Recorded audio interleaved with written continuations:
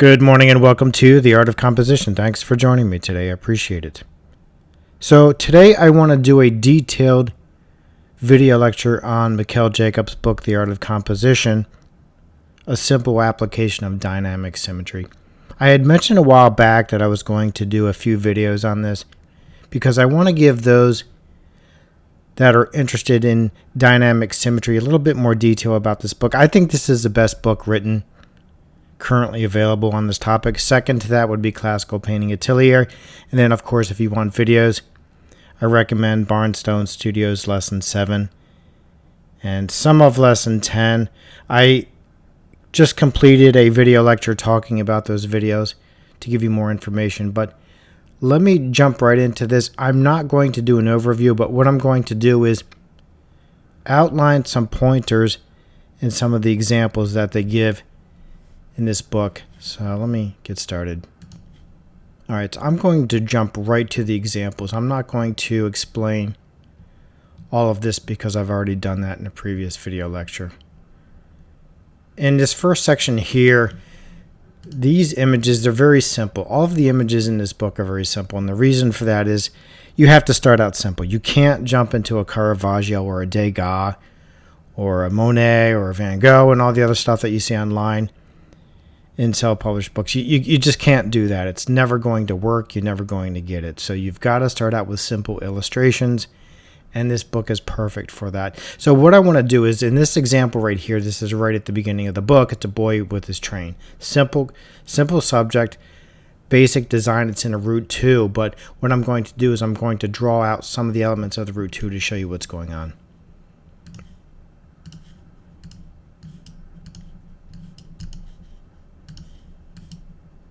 All right, so I'm going to draw this very loosely because the page is somewhat tilted in the book. But when I drop the 2 diagonal lines down here in this route 2, the idea of dynamic symmetry is that you're working within specific sized rectangles, a route 2, 3, 4, and 5. And Myron Barnstone talks about this heavily in Lesson 7 and 10. I do recommend those videos to follow up with this book.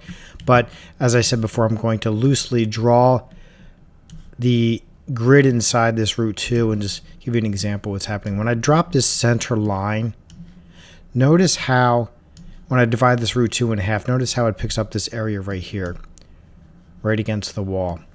So that gives me that division. So Jacobs is placing that vertical right on the division of the route 2. And then I could drop the diagonal lines down. And notice here with this diagonal line, it's picking up the angle in the boy, right? And this is how dynamic symmetry works. It's similar to the harmonic armature where you can use the diagonal lines, vertical and horizontal, etc. But the difference between the two systems is that one, you're working in specific sized rectangles, like I said, route 2, 3, and 4, and 5. But the way they're broken down is different too. And I do have a video on this, I believe, in my archive section, comparing the harmonic armature to dynamic symmetry to give a brief overview of how they're different. Again, I always recommend those that are new to this information start with the harmonic armature. It's much easier to learn, and I've said it 1,000 times over, and I'll probably say it 1,000 times more because that's the reality of it. All right, so when I drop these lines down here, notice how I'm picking up this division here. Actually, I don't need these at that point, so I can drop this horizontal line there, and it's being derived from this intersecting point there. So you can already see a few lines that are coming out of this. I can also drop a horizontal line right here, and it's picking up the bottom of the boy's legs. So you can see just from a few lines how this is starting to come together. You have another division right here, and these are all divisions based on the route 2, okay? And this is how this whole thing works. And even though the illustration is simple, you can see where these divisions are coming from. They're not random.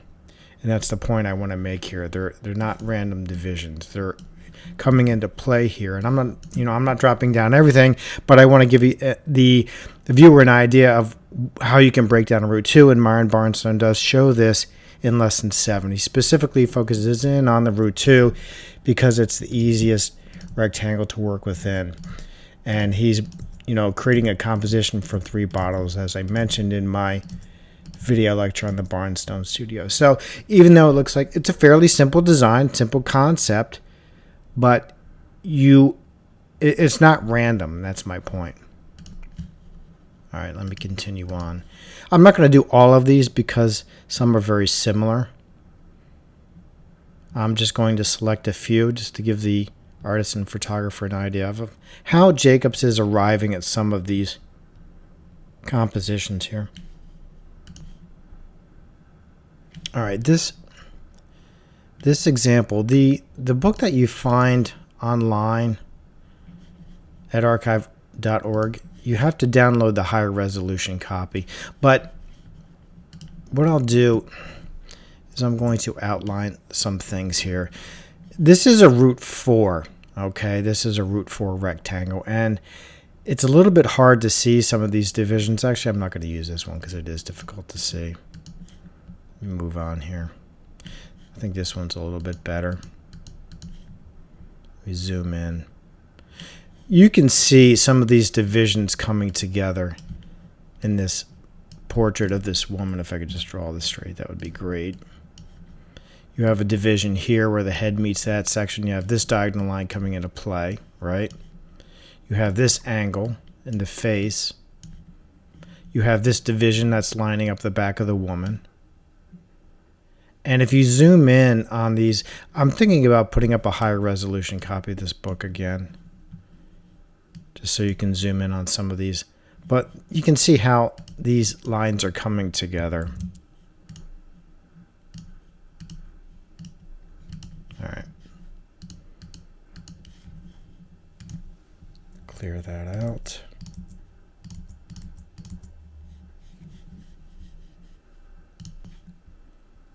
I'll try to find some examples that are a little bit more clear. This is what I was talking about here, breaking down a root 2.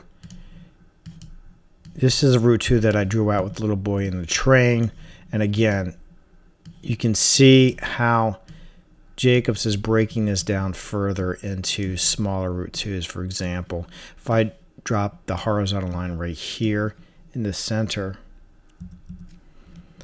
I have a root 2 right here, and I could break this down as well, even though he's not doing it. You have a division right here, though, which is creating more divisions throughout this root 2. He's breaking it down at this point right here. But in any case, you do have root 2s in here as well. And, you know, as I said before, this is why I recommend starting with the harmonic armature, because you can tell right away that it's definitely more difficult than using the 14 line grid, which is a harmonic armature. That's why I always recommend starting with it first. But again, for those that are interested in dynamic symmetry, in this section here, I've talked about this. This just shows how the artist can create the root rectangles. So I'm not going to cover that again. This is in a root 2 as well. So if I draw this one out with a few lines, you can see where he's getting the angle of the shoe, right? It's right at that point. And then if I continue to break it down, you could find more divisions, I believe, in this area here. See if that works out correctly.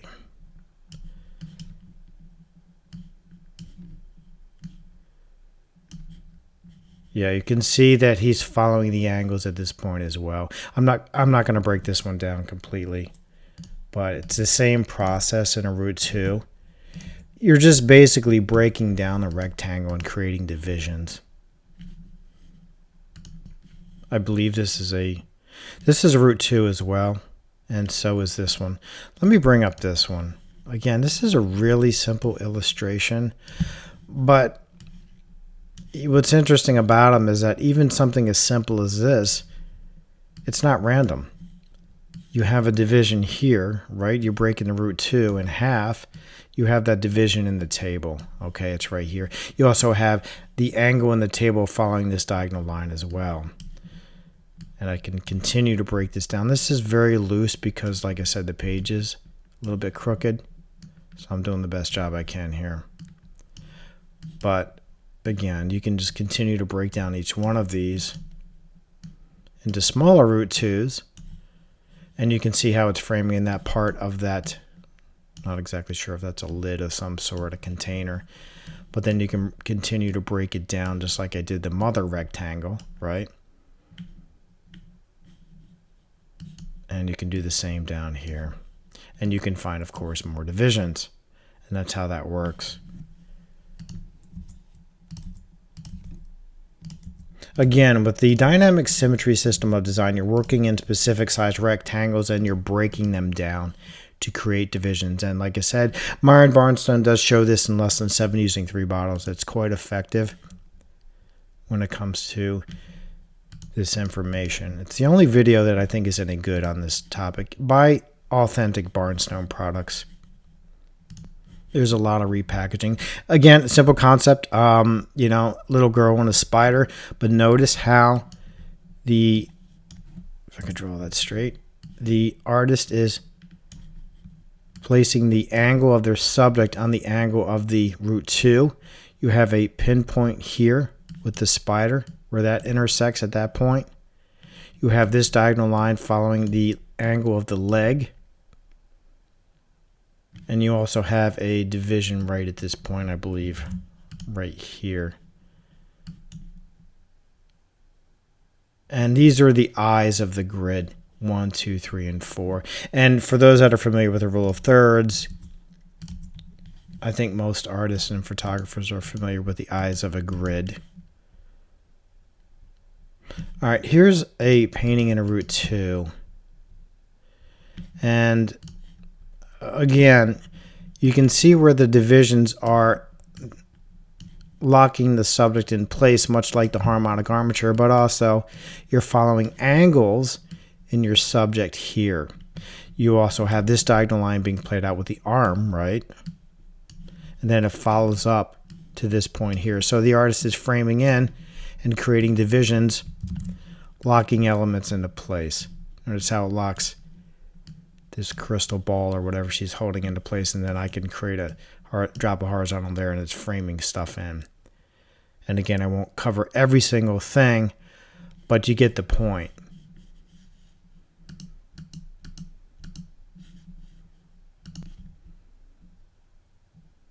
Like I said, I'm not going to go over every single one. Here is a composition in a square, and the square can be broken down into any root rectangle because other root rectangles are created from the square. But in this one, you have 2 root 4s side by side in a square because a root 4 is 2 squares side by side. So what Jacobs is showing, he's placing the subject on this diagonal line right here and then creating a division here. Just a few lines, nothing overly complex. This book, it's fairly simple for the most part, and the same thing here. Notice how he is using the diagonal lines and some of the divisions. You have a division here for the vertical. You have this diagonal line being played out. You have this one, this point.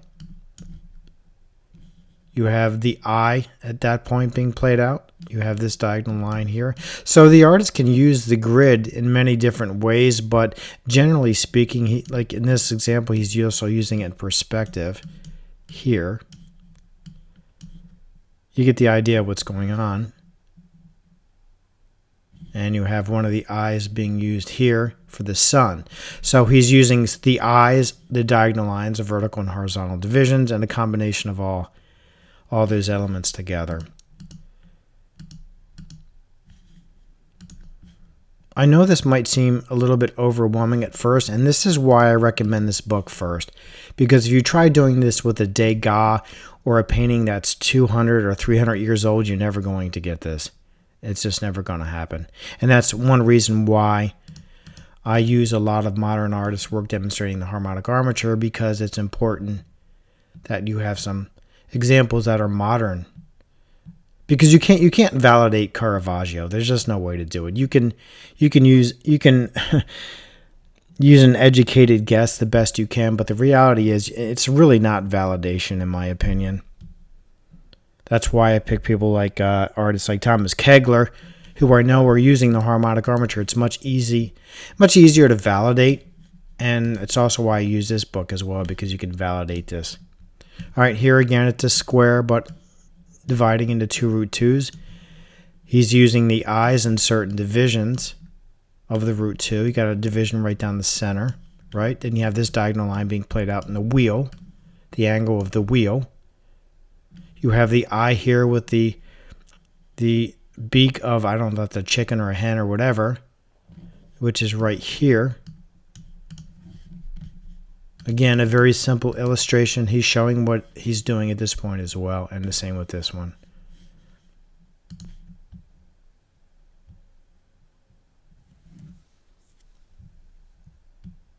Again, I'm not going to show everything.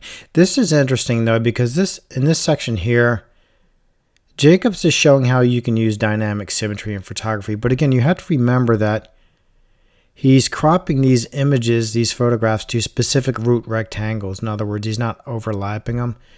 He has a root 2, 3, and a root 2, 3, and 4, I believe, in here. And he's doing the same thing here. So you can follow the angles. He's giving the outlines at this point. So these are the photographs just in simple illustrations, and he's showing the diagonal lines, the divisions, etc. And this is why it's really important to start with this book, because it's just so much easier to understand than going after a Caravaggio or, like I said, Degas or something like that. You're just going to get lost in some of that stuff you see online. You can't, like I said, you can't validate it, so which makes it incredibly difficult to walk away with anything meaningful. And, here he's using the arc. Not sure if I can draw this effectively, but you get the idea. Then you have a division right here. So, again, I believe this is a root 2 right here. He has a lot of root 2 examples in this book. Here's another simple root 2, a boy shoveling snow. You have this diagonal line of the square. This is the square in the root 2. You have this square here. Then you have the diagonals of the square, and the boy is following this diagonal line with the shovel. But then if you break it down at this point, you have another square, and then you break down those diagonal lines. You have the broom, which is the angle in the broom, which is right there. And of course you have this vertical with the tree. And I could break this down a little bit further. I have another vertical right here with a leg. And you could continue to do this.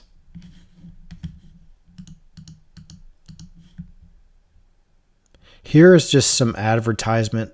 I think these are in root 2s. I'm not going to go through all these. I'll go through one of them here. Again, you have divisions in the root 2. This is the center line.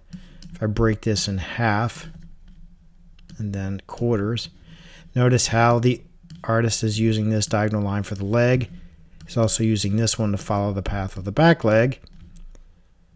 You have this diagonal line, this vertical for the arm, and so on.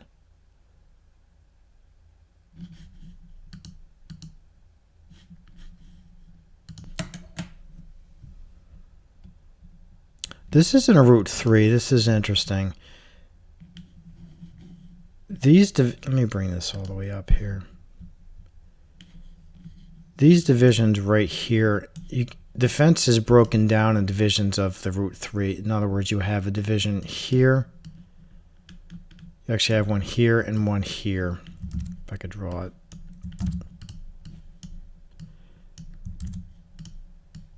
Right here and there. These are root 3's. 1, 2, 3. And of course you have this diagonal line being played out in the woman's dress.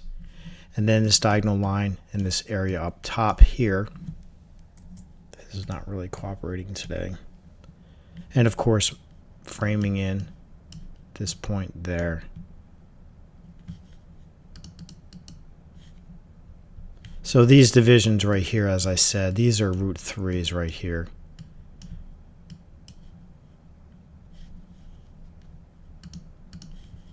Just so you can see the actual diagram, the illustration right there. So these are root 3's, 1, 2, 3 going vertically. And then, of course, like I said, you have this diagonal line in the dress, and these diagonal lines right here being played out. And this one right here as well.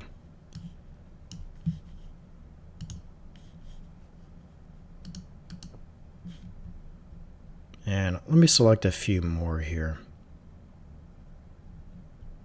This is a photograph. And I'll zoom in. You have a dominant vertical right here, and that's being derived from, I think this is a root 2, which is right here. Then you have another division with a tree, which is right here, and this is on the root 2. You have your horizontal line right there, and a few diagonal lines in the trees. Again, it's important to remember when you're talking about dynamic symmetry and you're cropping photographs to root rectangles that you don't have to go crazy with this. This is not it's not a drawing and painting. The photographer does not have the control that the artist does on the canvas. You can apply it, but it's a little bit more limited than the artist would. You always have to keep that in mind because it's very easy to take this too far. And I do see this within the arena of dynamic symmetry. Taking this information too far and breaking things down into thousands of lines, it's meaningless. You just can't do anything with it when you do that. All right, let me just find a few more examples. Scroll to the back where there's some that are a little bit more complex. All right, here's one I believe is in a root 2 as well. Every vertical in this composition is accounted for. Every tree lands on a division in the root 2. It's a basic landscape, right? But you have all these trees, but they're all falling. All these verticals are falling on specific divisions, and the horizontals as well. Meaning that these, even the simplest of illustrations, they're not random. And I keep driving that point home because it's important. This diagonal line's being played out at this point right there. And then, of course, this diagonal line is following this path in the ground, etc. Doing my best to draw this as well as I can. You have a horizontal line right here, which is a division of the root 2. So all your horizontal and vertical divisions are falling on divisions of the root 2, is my point.